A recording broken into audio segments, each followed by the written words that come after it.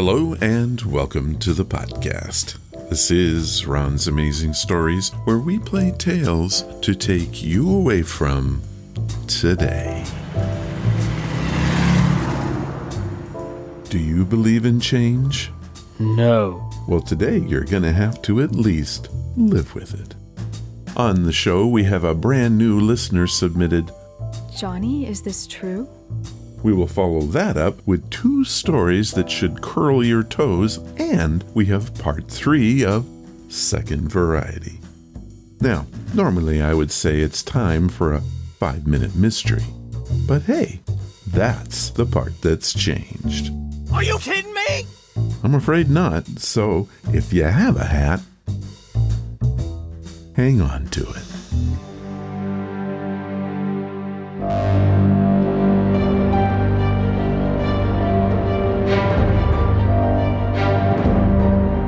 Johnny, is this true? Okay, I like to surf the internet looking for stories and other oddities.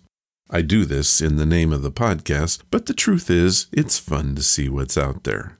What you're about to hear is what I call, Johnny, is this true? I will tell you a story and then ask the question, did I make it up or is it true? Let's get started.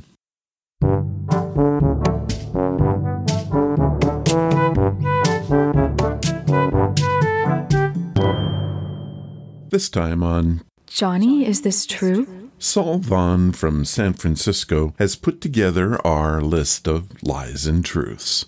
This time we look at the attack on Pearl Harbor. Saul's grandfather, machinist mate Adrian Allen Woodworth, was one of the 1,171 sailors that lost their lives on the USS Arizona that day in December. Here is what Saul has come up with to honor his grandfather's memory.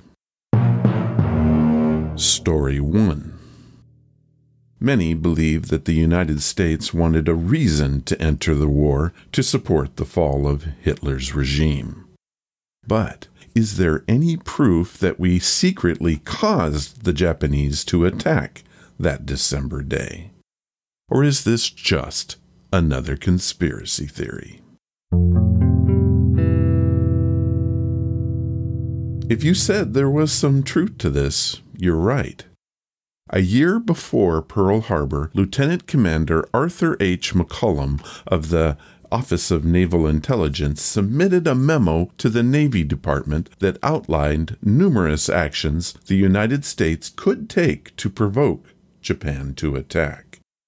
The letter was made public in 1994. It included the line, "If by these means Japan could be led to commit an overt act of war, so much the better."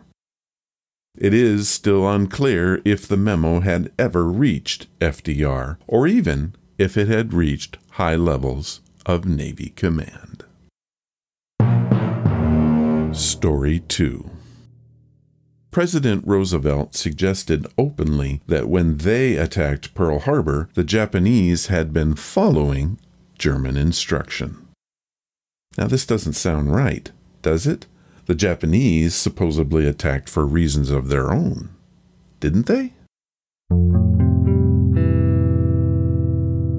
Yes, they did. In fact, Hitler and the German military did not know about the proposed Pearl Harbor strike. They were, however, aware that the Japanese were preparing actions in Southeast Asia that would probably lead to war with Britain and possibly with the United States. Story 3. During the attack on Pearl Harbor, much of the destruction was being broadcast live over television. People sat dutifully in their homes watching as their city was being destroyed. Now, this isn't possible. Or is it? Nah, this is totally fake. While television was invented in 1927, it wasn't even a thought in the minds of any Hawaiian. Even the radio broadcasts of the day were quite difficult from that location. There were no satellites to bounce signals off in those days. Just listen to the OTR reports from that day, and you can understand just how hard it was to communicate great distances back then. Story 4. One of the strangest stories to come out of the folklore of the Pearl Harbor attack was an advertisement placed in the New Yorker magazine November 1941 issue. It showed a group of Americans playing a new dice game in an air raid shelter. The dice depicted showed a total of 12 and 7, which of course is the date of the attack. Now, did this happen, or is this just fake news? On November 22nd of 1941, a strange advertisement appeared in the New Yorker magazine. It pictured a group of people sheltered from an air raid, playing dice under the headline, Achtung Warning, Alert. The copy read, "We hope you'll never have to spend your long winter's night in an air raid shelter, but we were just thinking, it's only common sense to be prepared. If you're not too busy between now and Christmas, why not sit down and plan the list of things that you'll want to have on hand? And though it's no time to be thinking about what's fashionable, we bet that most of your friends will remember to include those intriguing dice and chips which make Chicago's favorite game, the Deadly Double." Now, scattered throughout the issue were 6 smaller tag ads referring back to the main copy, with the dice numbered 12 and 7. Numbers on no known dice at the time. Later during the war, Navy transport pilot Joseph Bell was flying a South Pacific route when one of his passengers, an intelligence officer, told him that many in intelligence considered this ad a secret warning. How about that? Well, that's it for this time. I want to thank Saul Vaughn for putting this together for us, and thank you for your grandfather's sacrifice and service. Do you have any strange but true stories you want to share? If you do, send them to ronsamazingstories@gmail.com, and I'll use them if I can.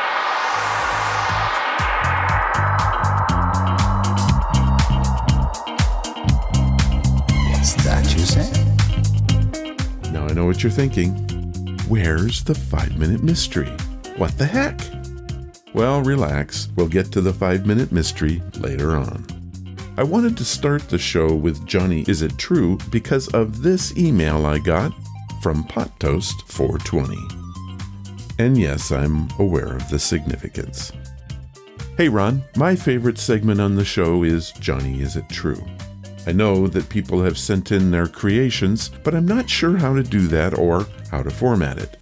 Can you explain how to do this? PotToast420.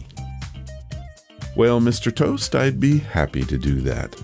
Please send in the Johnny Is It True ideas to the comments section of ronsamazingstories.com.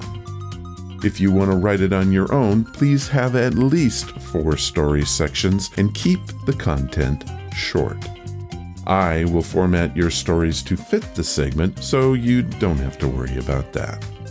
When you're picking your stories, try to make them theme-based, but this is not a game stopper as long as the content is clean and the facts are verified. That's about all you need to know, and I thank you for your question. UFO Update. We have received 2 more stories for the upcoming podcast. My brother Jim has shocked me with a story that happened to him in 1957. Why was I shocked? I wasn't even alive at the time, and this is the first time I've ever heard this. Crazy. Jose Munoz has sent in a UFO lost time story for us. It is a chilling tale that ends in a Starbucks. Now, I will keep you posted on my progress for this special podcast, but I do want more of your UFO stories. Also, if you have any suggestions for a UFO expert, please let me know. And now, this message from the Gladys Goodies CEO. Hi everyone, I am Jason Dowd, president of Gladys Goodies, and Gladys is my dachshund, and I am excited to tell you that if you go to our website, GladysGoodies.com, and use the promo code RONS, that's R-O-N-S, you will get 25% off your entire order. These treats are all natural with low fat, no artificial flavors, chemicals, byproducts, preservatives, sodium, or anything else that will harm your fur friend. We take great pride in our products, and you will see it once you try some. So go to GladysGoodies.com, that's GladysGoodies.com, and don't forget to use the promo code RON to get that discount. And while you're there, pick your doggy up some swag too. You'll be glad you did, and thanks for listening to this amazing podcast of Ron's Amazing Stories. Thank you, Gladys, and don't you forget to use our promo code RONS, that's R-O-N-S, to get your very own 20% discount. And now, here are your stories. These are your stories, sent by you, for you.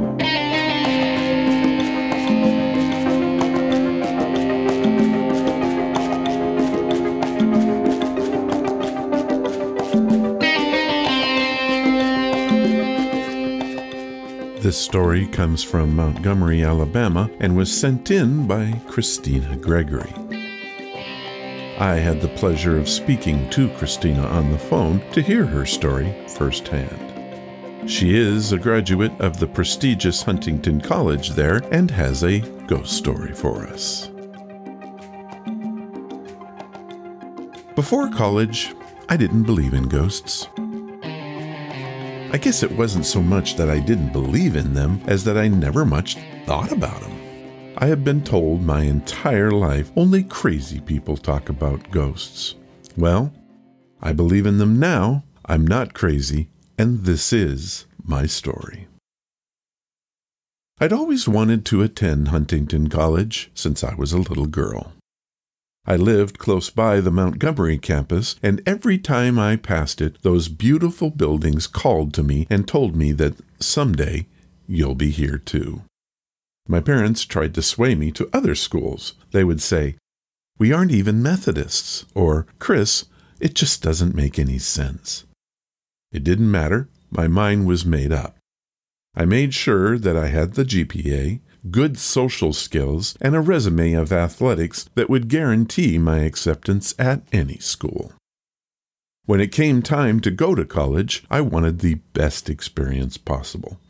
I would live on campus, and my freshman year would be spent in Ligon Hall. It is a wonderful building which recently has been given the title National Treasure. The first few months went by, and I was in academic bliss. I loved my classes, teachers, fellow students, and I knew that I was home. I never understood why I fit in so well. Other people noticed, and even the upperclassmen said as much. One evening I was in Pratt Hall. It used to be the main residence for the dean and his family, but today it is a place for commuter students to relax, and it also houses the educational department. Pratt Hall receives a lot of visitors from the general public because of past events, but we'll get to that later. I was there talking with a friend while she studied. I fell asleep, and my friend said that I looked so peaceful that she decided to pack up and head home. I awoke and found myself alone in the commuter's lounge.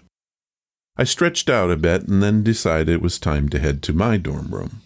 By now, my roommate would be wondering where I was. I was loading my backpack when I heard a noise come from behind me. I turned, and there was nothing there. It was quiet. Almost too quiet, so I spoke out. "Is someone there?" No answer. But then I heard a soft whispering. I couldn't make out what it said, but I definitely heard my name. Christina. Again I asked if someone was there, and again came silence. I finished packing and was heading to the door when I heard another sound from behind me. I turned in time to see a throw pillow land in the middle of the floor. I felt a surge flow through my body, and I wanted to bolt. But something stopped me. From out of nowhere came the whisper, "Christina." I broke free of my trance and again moved towards the door. Then I caught sight of a soft red form out of the corner of my eye. I turned and saw a full-bodied apparition of a young woman dressed in red heading straight for me. She stopped inches from me and then faded away. I stood there for several minutes. I was not scared, but I was afraid. I was stunned, but I was also moved to tears. I never felt anything like it before or since. I went home and told my roommate. She said that I should get mental help, but doubted it would change a thing. She believed me. So does every person I tell this story to. I have never had another experience, and I still feel a strong kinship for Pratt Hall and my college. Christina Gregory, Montgomery, Alabama.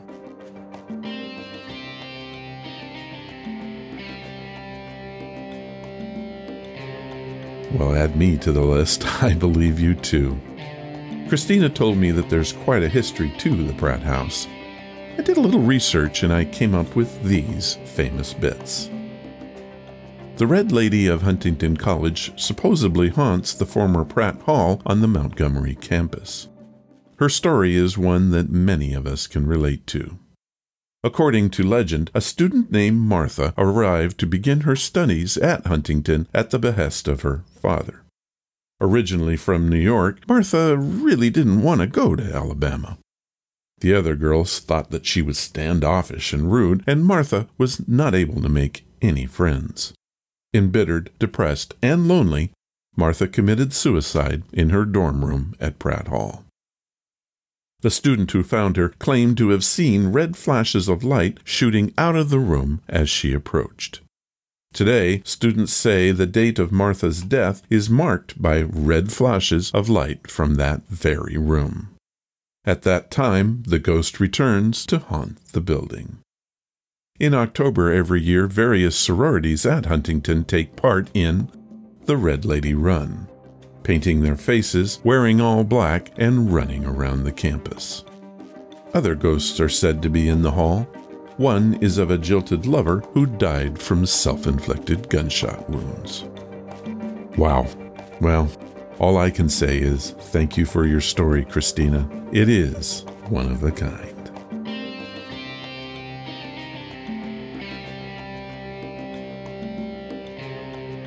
We have another story from the college years for Bobby Francis of New York. Bobby sent in this email. Hey Ron, I don't have a UFO story, but I did see something I can't explain or would even try. I was in college when this happened. I was known as a bit of a party animal in those days, and because of that, no one ever believed me, so I stopped telling it. Each week you ask for stories, and here is mine dusted off from some 10 years ago. We were at a party. We'd had too much stuff, and everyone thought it would be smart to go skinny dipping in November. If you live in New York, you know what a really bad idea this was. We arrived at the lake and got naked. Well, it turns out, in fact, that I was the only one to get naked, and everyone fled the scene taking my clothes with them. Very funny, right? Here I am, sobering up very quickly, snow falling, and just waiting to be caught. I ran to a bush and hid, hoping that the joke would soon be over. As I waited, I saw a creature of some sort wander into the area. It was small and completely hairless, a fate I could understand with complete empathy. It stopped, got on its hind legs, and looked right at me. I thought I was hidden, but this thing could see me. It stood about 5 feet tall and looked fairly natural on its hind legs. In fact, it began to walk towards me. I got a bit nervous and turned back towards the park entrance. The thing followed me and I picked up the pace. I was a bit of an athlete in those days, so I decided to run faster. I heard a sound coming from the beast that was not human, and then I kicked it into overdrive. I ran straight into my friend who had come back with my clothes and an apology. I turned back to look at the beast, but nothing was there. What was it? Was it part of the joke? Nobody at that party ever fessed up to anything. Bobby Francis, New York.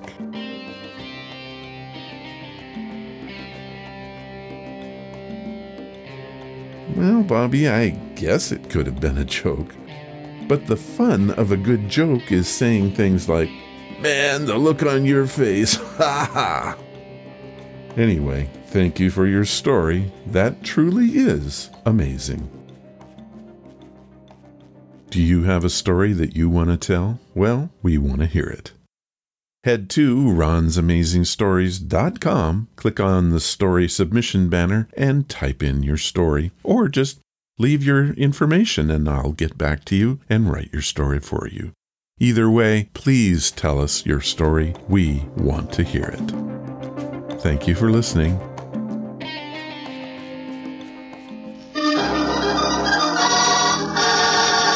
Another 5-minute mystery.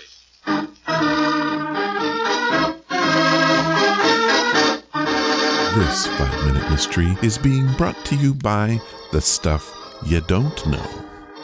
We can be brought to our knees by the stuff we don't know. So, in my humble opinion, it's best to be prepared for anything. Remember, a mind is a terrible thing to waste. Well, Jerry boy, this should be the greatest haul in history. Real setup. That stupid Williams tipping me to that heist he and his gang made. Boy, oh boy, are they stupid. Uh-oh, there's a store right up ahead. Jules Jewelry. Now to park this thing. I'll leave it running so I can scram out of here in a hurry. What? No doorman here at Jules? Oh, well, that fire plug will do. Won't make any difference. I'll be right out. There. Now to go see Jules.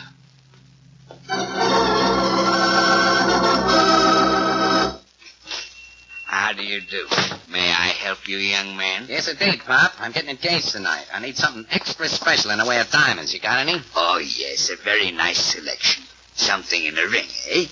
Just step back here. I think I can find something you like. Okay, Pop. Now, here are a few choice ones. This one is a Cut the hard comedy, Pop. I got a gun here. Huh? Now, let's you and me step back into the little room for a little chat. Just keep on moving. What's the meaning of this? Is this a holdup? Look, Jules, I know you're the fence for the Williams mob. You're in pretty deep, so don't start crying to me. Now, dig up that haul they brought in today and be quick. I want to borrow it. I'm warning you, you'll be caught. Cut the stalling. Okay. Here they are, just under this table. Now, take them. And this too, you stupid. Oh! You're a little too old to try that, Jules. That tap on the head will hold you for a good long time. Ta-ta, man. Thanks for the loan. Oh, excuse me, lady. Sorry I bumped you. I'm rushing to get married, you know. Now, that, Jerry, me boy, was a sweet job. Another 15 minutes and I'll be past the city limits. They're not looking for me. I've been speeding. Hey, maybe they are. Nothing went wrong back there, did it? Oh, no, it couldn't have. Now's no time to get panicked. Not with 15 grand in those little rocks. I guess I'd better pull over. Hey, mister. You own this car? Your name Jerome Smith? Yeah, that's right. What's up? We got orders to delay you. You got a date with homicide for the murder of Jules Buck. I hope you knew him. In just a moment, the conclusion of our story. But first...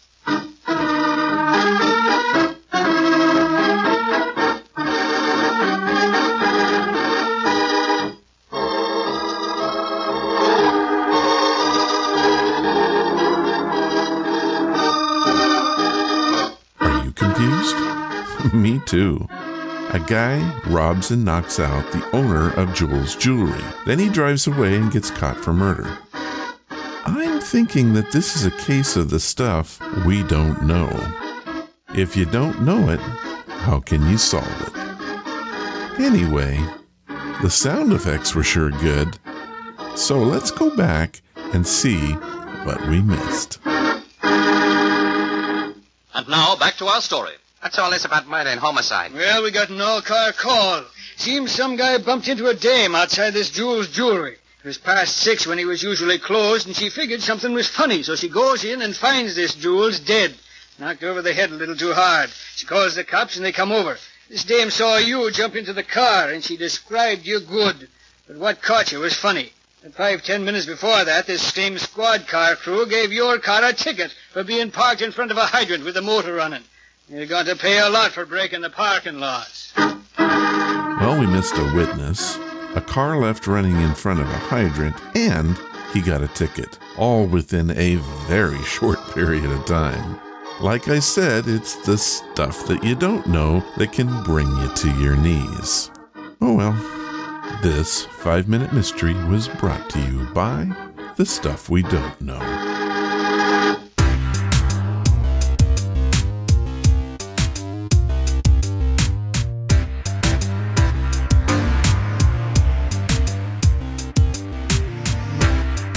So how are you liking Second Variety? Are you ready for part 3? Second Variety is a classic science fiction tale written by Philip K. Dick. It was suggested to us by listener Mark Lopez. It was first published in Space Science Fiction in the May of 1953 issue and is read for us by Phil Shenevert. Now, in parts 1 and 2, we learned that the Americans have created self-replicating robots to fight the Russians for them. Also, that these robots have flipped the script and began making humanoid versions of themselves to fool the enemy. The Russians have taken many losses and are ready to work with the Americans to end the war. However, is it too late? Are these robots now the true nemesis? And why can't Major Hamilton contact his home base? Let's find out in part 3 of Second Variety. Klaus looked up quickly. You can see what she's trying to say. She thinks I'm the Second Variety. Don't you see, Major? Now she wants you to believe I killed him on purpose, that I'm... Why did you kill him then? Tasso said. I told you. Klaus shook his head wearily. I thought he was a claw. I thought I knew. Why? I had been watching him. I was suspicious. Why? I thought I had seen something, heard something. I thought I... He stopped. Go on. We were sitting at the table, playing cards. You two were in the other room. It was silent. I thought I heard him... There was silence. Do you believe that? Tasso said to Hendricks. Yes, I believe what he says. I don't. I think he killed Rudy for a good purpose. Tasso touched the rifle resting in the corner of the room. Major...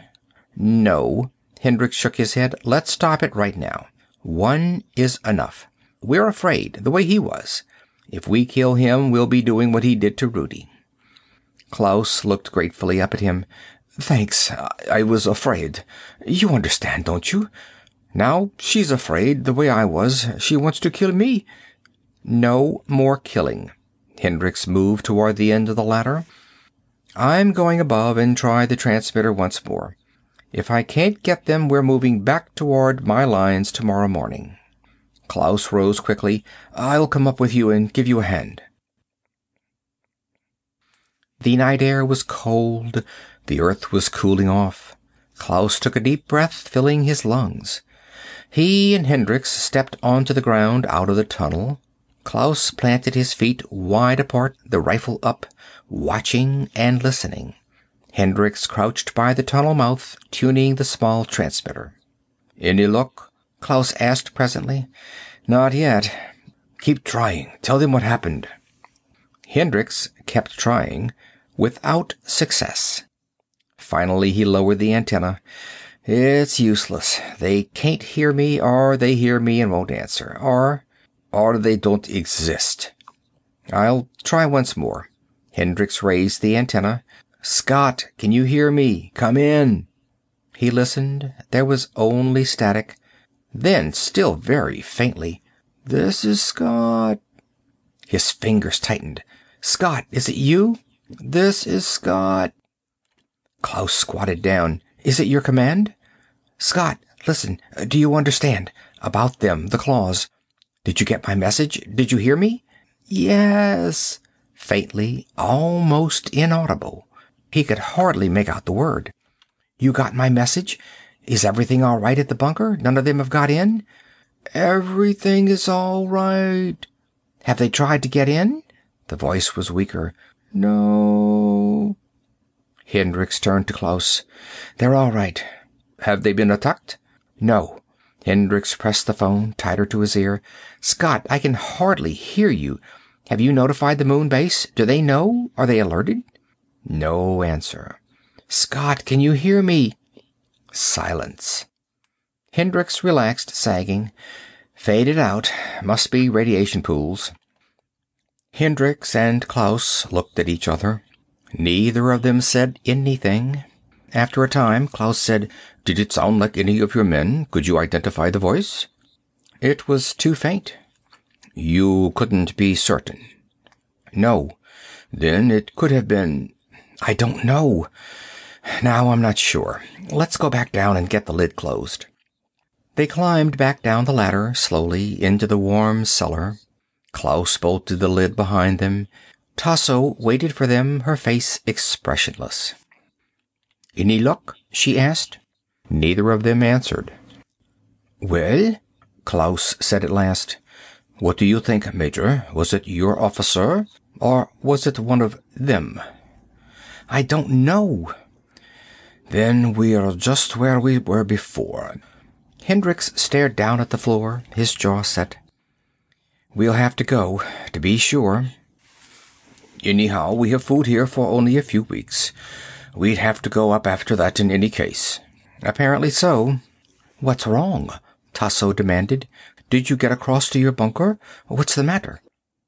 "It may have been one of my men," Hendricks said slowly. "Or it may have been one of them. But we'll never know standing here." He examined his watch. "Let's turn in and get some sleep. We want to be up early tomorrow." "Early?"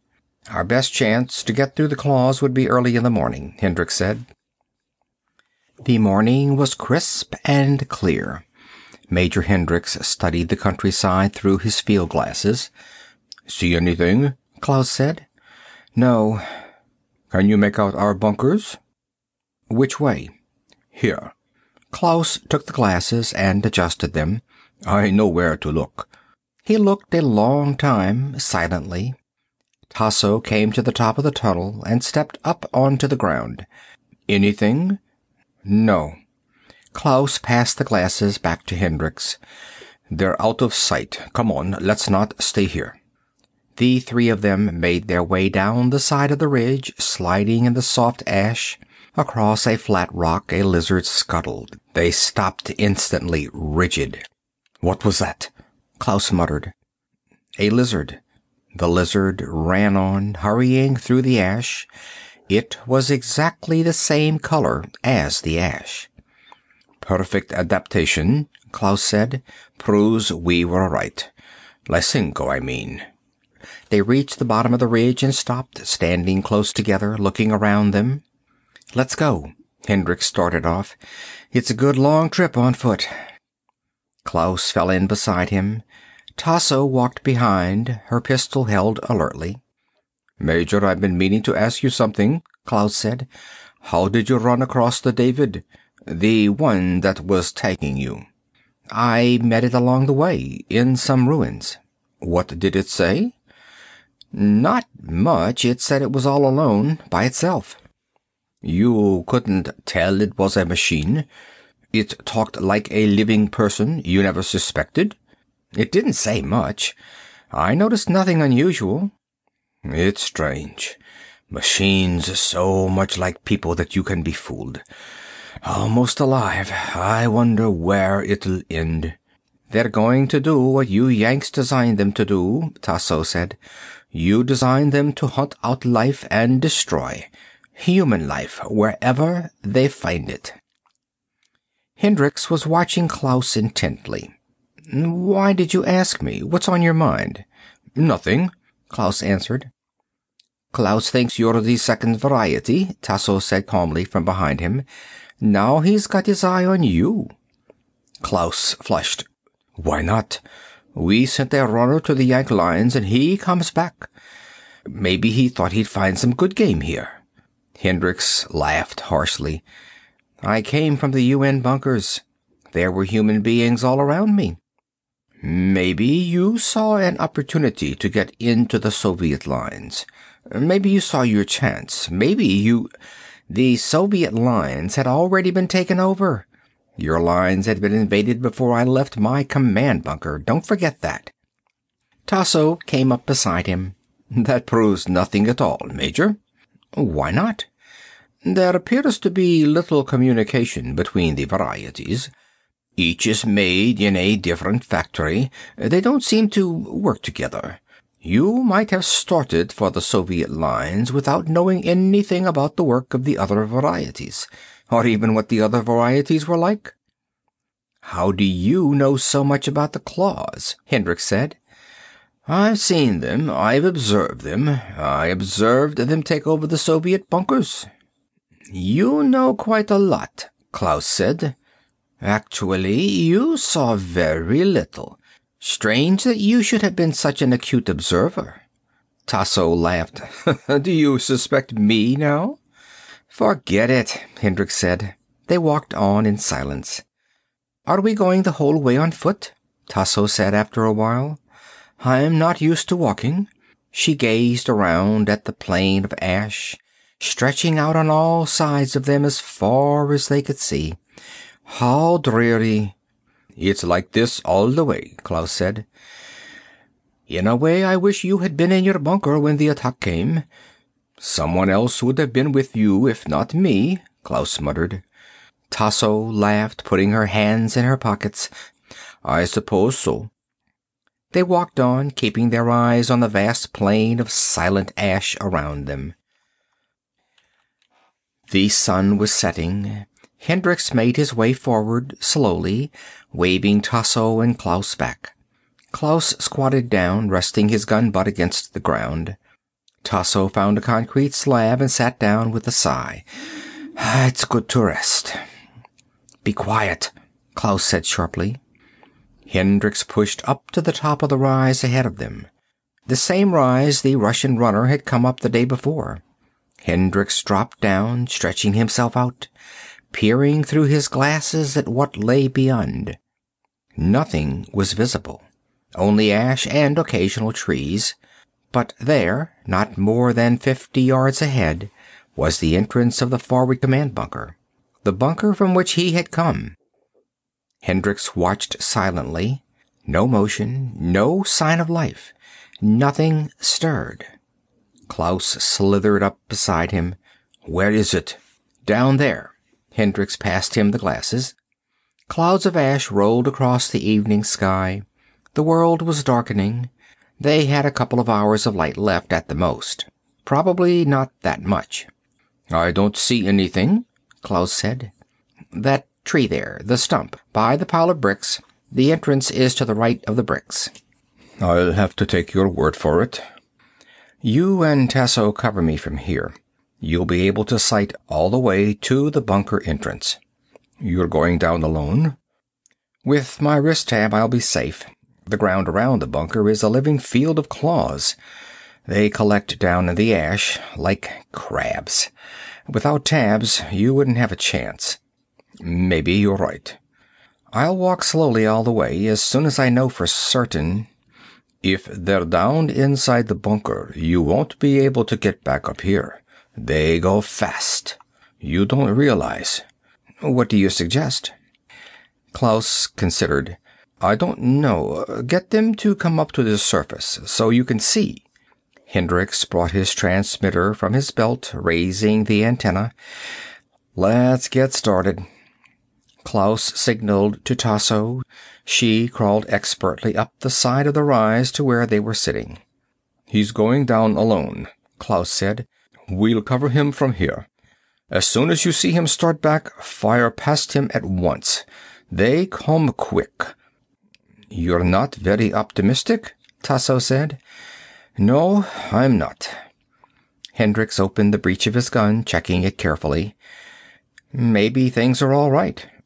"You didn't see them. Hundreds of them. All the same, pouring out like ants." "I should be able to find out without going down all the way." Hendricks locked his gun, gripped it in one hand, the transmitter in the other. "Well, wish me luck." Klaus put out his hand. "Don't go down until you're sure. Talk to them from up here. Make them show themselves." Hendricks stood up. He stepped down the side of the rise. A moment later he was walking slowly toward the pile of bricks and debris beside the dead tree stump, toward the entrance of the forward command bunker. Nothing stirred.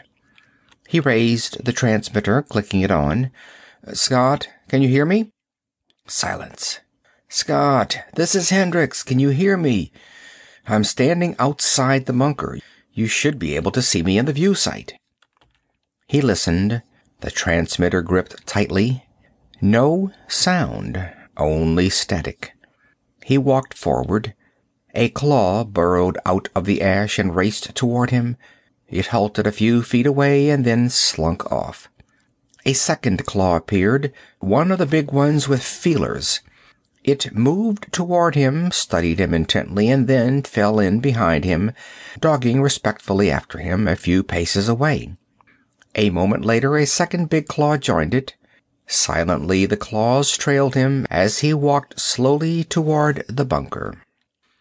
Hendricks stopped, and behind him the claws came to a halt. He was close now, almost to the bunker steps. "Scott, can you hear me? I'm standing right above you, outside, on the surface. Are you picking me up?" He waited, holding his gun against his side, the transmitter tightly to his ear. Time passed. He strained to hear, but there was only silence. Silence and faint static. Then, distantly, metallically, "This is Scott." The voice was neutral, cold. He could not identify it, but the earphone was minute. "Scott, listen, I'm standing right above you. I'm on the surface looking down into the bunker entrance." "Yes." "Can you see me?" "Yes." "Through the view sight. You have the sight trained on me?" "Yes." Hendricks pondered. A circle of claws waited quietly around him, gray metal bodies on all sides of him. "Is everything all right in the bunker? Nothing unusual has happened?" "Everything is all right." "Will you come up to the surface? I want to see you for a moment." Hendricks took a deep breath. "Come up here. I want to talk to you." "Calm down." "I'm giving you an order." Silence. "Are you coming?" Hendricks listened. There was no response. "I order you to come to the surface." "Calm down." Hendricks set his jaw. "Let me talk to Leone." There was a long pause. He listened to the static. Then a voice came, hard, thin, metallic, the same as the other. "This is Leone." "Hendricks, I'm on the surface, at the bunker entrance. I want one of you to come up here." "Calm down." "Why come down? I'm giving you an order." Silence. Hendricks lowered the transmitter. He looked carefully around him. The entrance was just ahead, almost at his feet. He lowered the antenna and fastened the transmitter to his belt. Carefully, he gripped his gun with both hands. He moved forward, a step at a time. If they could see him, they knew he was starting toward the entrance. He closed his eyes a moment. Then he put his foot on the first step that led downward. Two Davids came up at him, their faces identical and expressionless. He blasted them into particles. More came rushing silently up, a whole pack of them, all exactly the same. Hendricks turned and raced back, away from the bunker, back toward the rise. At the top of the rise, Tasso and Klaus were firing down. The small claws were already streaking up toward them, shining metal spheres going fast, racing frantically through the ash. But he had no time to think about that. He knelt down, aiming at the bunker entrance, gun against his cheek. The Davids were coming out in groups, clutching their teddy bears, their thin, knobby legs pumping as they ran up the steps to the surface. Hendricks fired into the main body of them. They burst apart, wheels and springs flying in all directions. He fired again through the mist of particles. A giant, lumbering figure rose up in the bunker entrance, tall and swaying. Hendricks paused, amazed. A man, a soldier, with one leg supporting himself with a crutch. "Major!" Tasso's voice came, more firing. The huge figure moved forward. Davids swarmed around it. Hendricks broke out of his freeze. The first variety, the wounded soldier. He aimed and fired. The soldier burst into bits, parts and relays flying. Now many Davids were out on the flat ground, away from the bunker. He fired again and again, moving slowly back, half crouching and aiming. From the rise, Klaus fired down. The side of the rise was alive with claws making their way up. Hendricks retreated toward the rise, running and crouching. Tasso had left Klaus and was circling slowly to the right, moving away from the rise. A David slipped up toward him, its small white face expressionless, brown hair hanging down in its eyes. It bent over suddenly, opening its arms. Its teddy bear hurtled down and leaped across the ground, bounding toward him. Hendricks fired. The bear and the David both dissolved. He grinned, blinking. It was like a dream. "Up here!" Tasso's voice. Hendricks made his way toward her. She was over by some columns of concrete, walls of a ruined building. She was firing past him with a hand pistol Klaus had given her. "Thanks." He joined her, gasping for breath. She pulled him back behind the concrete, fumbling at her belt. "Close your eyes." She unfastened a globe from her waist. Rapidly she unscrewed the cap, locking it into place. "Close your eyes and get down." She threw the bomb. It sailed in an arc, an expert rolling and bouncing to the entrance of the bunker. Two wounded soldiers stood uncertainly by the brick pile. More Davids poured from behind them, out onto the plain.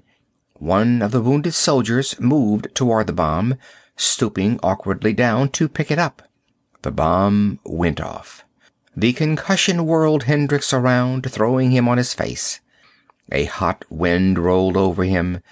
Dimly, he saw Tasso standing behind the columns, firing slowly and methodically at the Davids coming out of the raging clouds of white fire.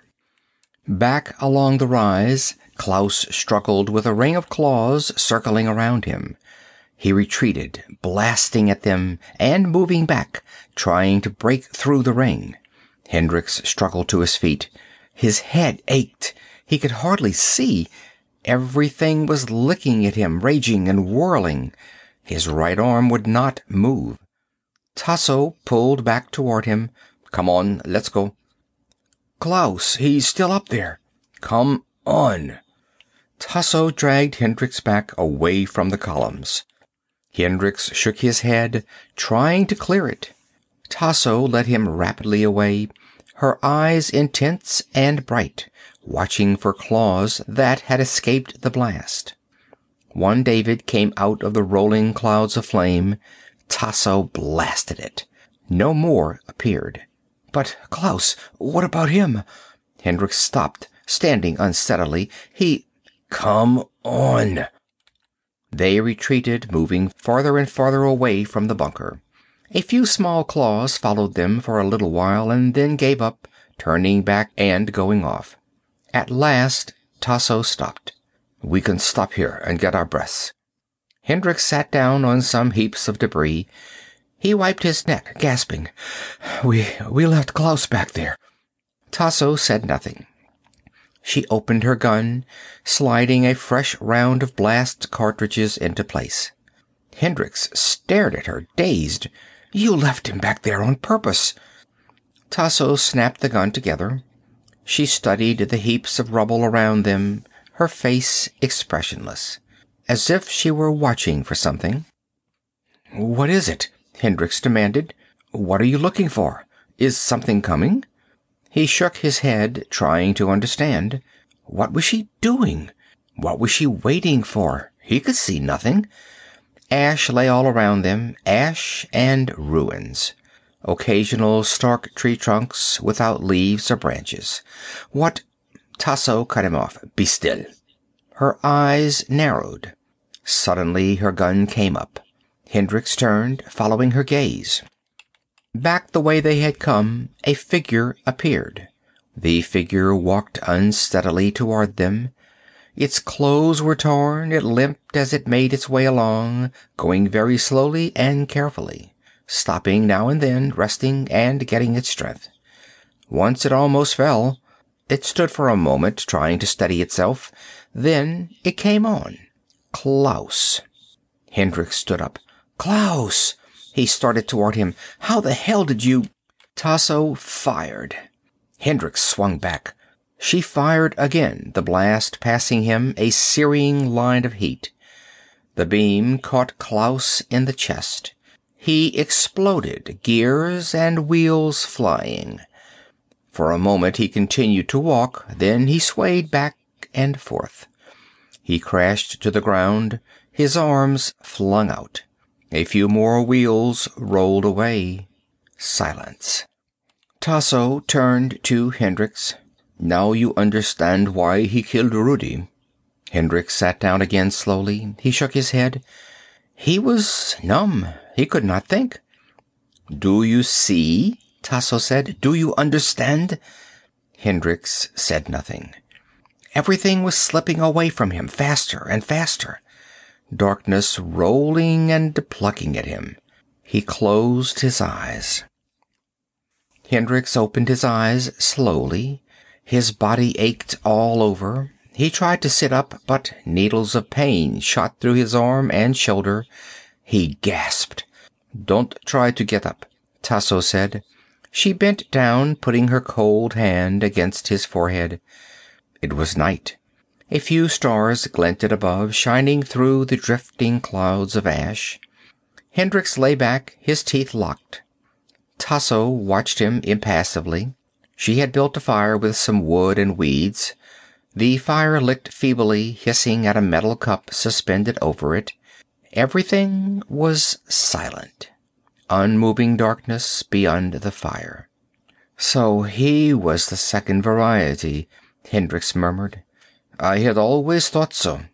"Why didn't you destroy him sooner?" he wanted to know. "You held me back."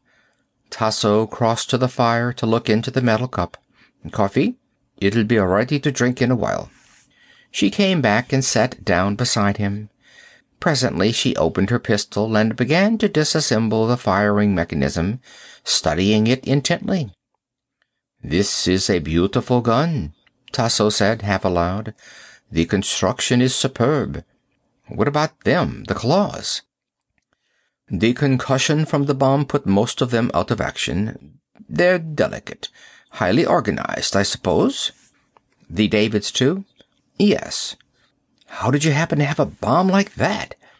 Tasso shrugged. "We designed it. You shouldn't underestimate our technology, Major. Without such a bomb, you and I would no longer exist." "Very useful." Tasso stretched out her legs, warming her feet in the heat of the fire. "It surprised me that you did not seem to understand after he killed Rudy. Why did you think he—" "I told you I thought he was afraid." "Really? You know, Major, for a little while I suspected you, because you wouldn't let me kill him. I thought you might be protecting him." She laughed. "Are we safe here?" Hendricks asked presently. "For a while, until they get reinforcements from some other area." Tasso began to clean the interior of the gun with a bit of rag. She finished and pushed the mechanism back into place. She closed the gun, running her finger along the barrel. "We were lucky," Hendricks murmured. "Yes, very lucky. Thanks for pulling me away." There you have part 3. We'll continue this story next week with the closing chapter of Second Variety by Philip K. Dick. Again, I want to thank Mark Lopez for suggesting this amazing tale.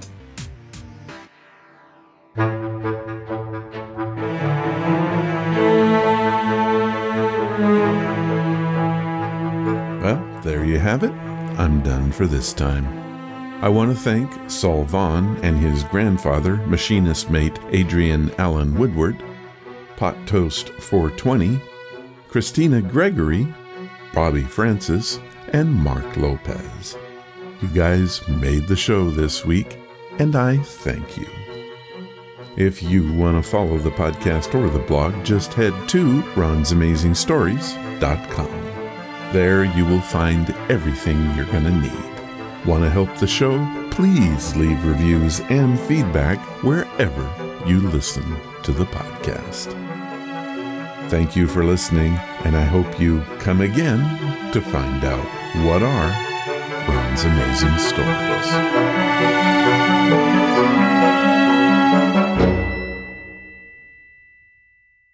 All of the vintage audio used in the podcast is believed to be in the public domain. Ron's Amazing Stories does not own the rights to any of the old-time radio used here. If you hold the rights to any of the shows played, please contact us immediately at ronsamazingstories.com.